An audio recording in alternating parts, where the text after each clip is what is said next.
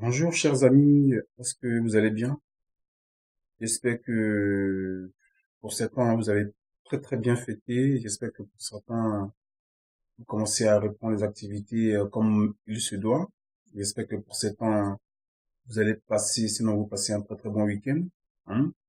Je m'adresse spécialement et particulièrement à mes éléments Idiocy Gang, hein. À Johnny Pacheco en particulier qui subit en ce moment pas mal de blocage de compte de la part de ceux que vous savez, ceux qui ne veulent pas nous voir parler, ceux qui ne veulent pas nous voir exprimer nos sentiments. Sois courageux, mon élément. Je sais que c'est pas facile le combat qu'on mène, hein. Je vois que tu es successivement victime de blocage de compte et autres, mais bon, ce n'est pas ce qui va nous faire taire. Voilà. Comme je l'ai dit tantôt, Facebook n'est pas payant, c'est gratuit, donc ils peuvent toujours continuer à bloquer nos comptes, ils peuvent continuer à nous menacer, ils peuvent continuer à nous insulter, ils peuvent toujours continuer à penser qu'on n'a rien à faire et qu'on passe tout notre temps à faire des vidéos. Mais je le dis et je le répète encore une fois de plus, le paradoxe veut que ceux qui nous traitent de la sorte bloquent nos comptes parce que ils ont peur justement que de ce qu'on dit. Voilà. Cela veut tout simplement dire que nous sommes dans la vérité, donc ils ont peur de cette vérité-là. Ils ont peur que cette vérité éclate au grand jour. Voilà. Donc je vais te faire un coucou, un big up à toi, Johnny Pacheco. Sois fort. Dessin animé pareillement, hein. Ils sont obligés à devenir mexicains par la force des choses. Mais bon, c'est de bonne guerre, donc on fait avec. Moi, c'est pareil. On m'a obligé à devenir baoulé. C'est de bonne guerre aussi, hein. Donc, je voulais vous faire un coucou. Je voulais sincèrement vous remercier parce que ce combat que nous menons, ce n'est pas facile, hein. Dans l'adversité, restons unis et on sera très très fort pour mener le combat que nous menons pour notre pays, pour nos parents qui souffrent là-bas du côté de la Côte d'Ivoire et pour tous ces gens qui comptent sur nous.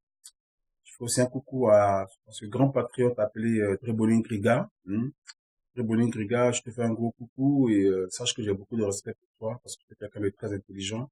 Tu n'es pas n'importe qui, pour ceux qui te connaissent, tu n'es pas n'importe qui, tu es quand même tu es déjà connu avant même de rentrer dans la Jossy Gang, mais tu as décidé d'épouser le même combat que nous, bien que nous ne soyons pas du même pays, hein, mais tu as prouvé que, entre Africains, on doit, ou tu donnes l'exemple des Africains qui doivent être solidaires. Tu as prouvé qu'en tant qu'Africain, on se doit d'être solidaire, qu'on soit Camerounais, Tchadien, Libyen ou que sais-je. On doit être solidaire à tout point de vue et en tout lieu. Donc, je voulais te remercier sincèrement pour cette marque d'affection que tu as pour tes frères ivoiriens, au point de te mouiller, au point de te confondre à leur combat, bien que le Cameroun ne soit pas un pays qui subit ce que la Côte d'Ivoire subit en ce moment, même si bon, on peut dire ce qu'on veut du Paul Biya, mais bon, jusqu'à preuve du contraire, vous avez la paix au Cameroun, vous n'êtes pas confronté à ce que nous subissons en Côte d'Ivoire. Donc, je voulais te dire un grand merci. Je veux aussi dire un grand merci à Yves Aipo, depuis son Australie, hein. Malgré ses occupations, il prend son temps pour faire des vidéos, pour combattre pour son pays, de la même cause. On peut aussi dire ce qu'on veut de toi, mais bon, cela étant dit, tu demeures constant dans ton combat. Et voilà. Enfin bref. Maintenant, je voudrais aborder un sujet très très préoccupant. Voilà. Un sujet qui me préoccupe beaucoup, ce qui concerne la liberté d'expression. Au passage, je dis paix aux âmes de nos disparus et aux journalistes de Charlie Hebdo qui sont Chab, Younous et autres, Cabu, je leur dis enfin, paix à leurs âmes et je dis mes condoléances, je présente mes condoléances à leurs familles respectives par rapport au drame que la France a subi. Cela étant dit, je veux qu'on aborde un sujet aussi qui les concerne directement, qui s'appelle la liberté d'expression. Voilà. Je pense que s'ils avaient fait ce qu'il fallait, ils auraient pu épargner leur vie. Parce qu'on ne peut pas délibérément provoquer des gens, hein, en les caricaturant, surtout une religion. On peut ne pas être croyant, hein. Chacun est libre de croire ou de ne pas croire en son Dieu. Et je pense que si certains tiennent à leur religion, il faut le respecter. Voilà. Tous les musulmans ne sont pas des fanatiques. Tous les musulmans ne sont pas des fanatiques. Mais il faut avouer, il faut reconnaître que dans la religion musulmane, il y a un groupuscule de fanatiques qui sont sans concession. Ils ne discutent pas par rapport à leur religion. On a eu dans le passé des gens qui ont été condamnés à mort, comme qui le fatwa a été prononcé. Je ne vous apprends pas que L'écrivain Salman Rushdie, après avoir écrit son verset satanique, et jusqu'à la preuve du contraire, au moment où je vous parle, est toujours sous le coup d'une menace de mort. Partout où il va, il est accompagné d'un agent de sécurité, dans les toilettes. Je suis sûr même que dans sa chambre, il est surveillé par un agent de sécurité quand il est avec sa femme. Hum, C'est pour vous dire qu'il y en a qui sont intransigeants concernant leurs convictions. Évitons de faire de la provocation.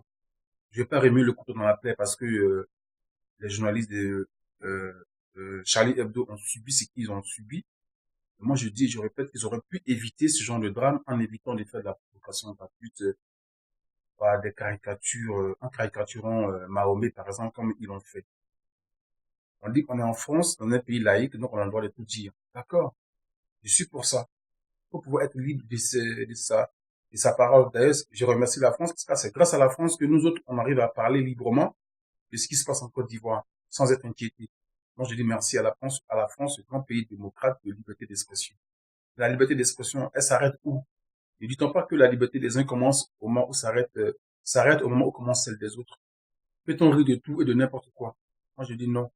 Parce que si effectivement on pouvait rire de tout et de n'importe quoi, ça aurait pu épargner la vie de ces journalistes qui ont été assassinés, de Charlie Hebdo et de ces pauvres gens qui ont subi les prises d'otages que la France a commis.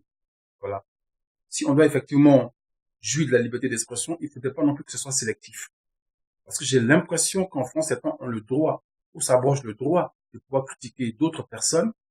Ça fait rire quand c'est les Noirs qui sont caricaturés. Ça fait rire quand c'est les Arabes qui sont caricaturés. Ça fait rire quand c'est les Chinois qui sont caricaturés. Par contre, quand on caricature une certaine catégorie de personnes, je donne l'exemple, les Juifs, par exemple, tout de suite, les gens commencent à s'émouvoir. On commence à parler de xénophobie, de ceci, cela. Dieudonné Mbala Mbala. Dieudonné Mbala Mbala, ce grand comédien, il est où aujourd'hui? On ne l'entend plus dans les médias.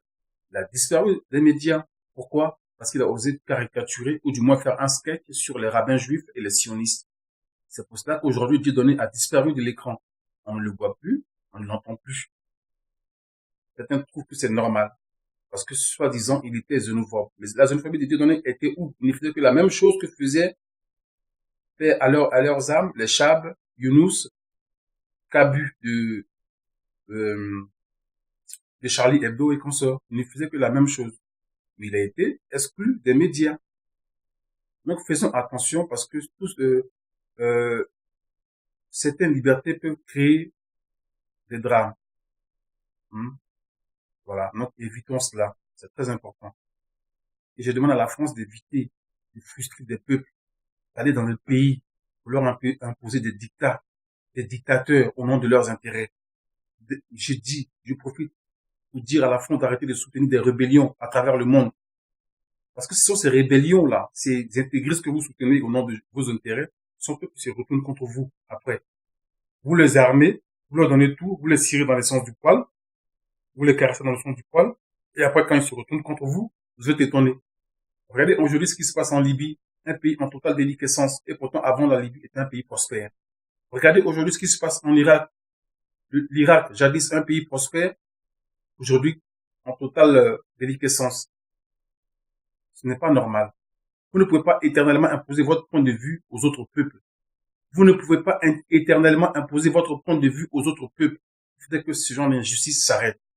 En Côte d'Ivoire, un pays qui se voulait démocratique, Laurent Gbagbo qui a vécu durant 30 ans dans l'opposition sans jamais prendre un coup de fusil contre qui que ce soit, qui voulait instaurer une vraie démocratie. Car n'oublions pas que sans démocratie, on ne peut pas se développer. Le développement n'est pas possible sans démocratie. Et c'est pour cela que l'Occident veut maintenir l'Afrique dans la dictature, pour que nous soyons toujours dépendants d'eux. Que nous soyons toujours dépendants d'eux. Nous, Africains, on doit se lever comme un seul homme pour dire non à ce genre de choses-là. Parce qu'on va toujours continuer éternellement à demeurer leurs esclaves si on ne cherche pas à demeurer démocratique dans le sens propre du terme. La France a soutenu des gens, des rebelles en Côte d'Ivoire qui ont pris des armes depuis 2002, qui n'ont fait que tuer, créer la zizanie, la désolation en Côte d'Ivoire. Ils les ont soutenus au nom de leurs intérêts. Il y a eu des élections en Côte d'Ivoire. Le vainqueur a été transféré à La Haye pour imposer les terroristes que la France soutenait. Aujourd'hui, la Côte d'Ivoire est un pays où il n'y a plus de loi, sans foi ni loi, où tout le monde se permet de faire tout et n'importe quoi. On turcit des gens n'importe comment parce qu'on connaît un tel ou un tel. On enlève des enfants, on fait des rituels, hein, des sacrifices humains. Et puis, comme on le dit, ça reste comme ça. Il n'y a pas de justice. On arrête des gens, on les fout en prison, sans jugement, sans droit. Et la France, qui se dit pays de droit démocratique, soutient ce genre de régime. Ça fout la frustration. Ça crée les germes de la frustration. Si on veut que le monde vive en paix, il faut éviter de frustrer des peuples. Il faut éviter de frustrer d'autres gens. On ne peut pas être en paix chez soi, vouloir la paix chez soi, la sécurité chez soi, et aller chez les autres et soutenir des rebelles, des voyous, des intégristes, au nom de je ne sais quels intérêts. Je demande à la France donc d'éviter de frustrer des peuples. Et si on doit parler de liberté d'expression, de laïcité, il faudrait que ce soit valable pour tout le monde. Certains ne doivent pas s'abroger le droit de pouvoir critiquer les autres, de pouvoir les insulter, les traiter de tous les noms, de pouvoir les caricaturer, hein, et refuser qu'on en fasse autant quand ça les concerne. Parce que je le répète encore une fois de plus, Dieudonné aujourd'hui est exclu des médias français parce qu'il a osé critiquer les sionistes juifs, il a osé faire des sketchs sur des rabbins juifs. Rien que pour ça, on ne le voit plus à la télé. Et pourtant, on nous parle de liberté d'expression. Alors ma question, je la réitère, la liberté d'expression, elle est valable pour qui? Qui a le droit de parler librement dans ce pays appelé la France? C'est la question que je me pose. Évitons les frustrations, hein, pour éviter des morts inutiles et pour éviter des douleurs dans des familles. Parce que je pense que ceux qui ont été assassinés ici, à Charlie Hebdo, leur famille aurait bien voulu qu'ils vivent encore plus longtemps. Et ceux qui ont été pris en otage, leur famille aurait bien voulu qu'ils vivent encore plus longtemps. Ils ont été victimes de la politique de leurs gouvernants. Et ce n'est pas bon. Il faut que le monde change. Il faut que les hommes politiques changent leur façon de gouverner, surtout les Occidentaux. Changez votre façon de gouverner et de voir les Africains comme vos éternels esclaves. Car cela ne peut plus durer. Nos parents souffrent en Côte d'Ivoire parce que moi je suis ivoirien.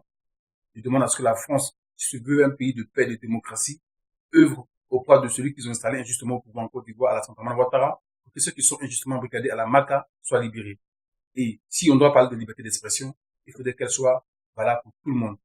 Big up à tous les opprimés, big up à tous ceux qui font des vidéos, qui se battent au quotidien pour que le monde puisse vivre, qu'on puisse avoir un monde meilleur. Voilà. Al Black Modo, voici dit tous ces gens qui se battent au quotidien, qui subissent des menaces au quotidien. C'est mon coup de cœur. La liberté d'expression, elle est valable pour qui? Pas de liberté d'expression sélective. Dès qu'elle soit généralisée. Voilà. C'était Guillaume Anticonformiste. Le Ciao, ciao.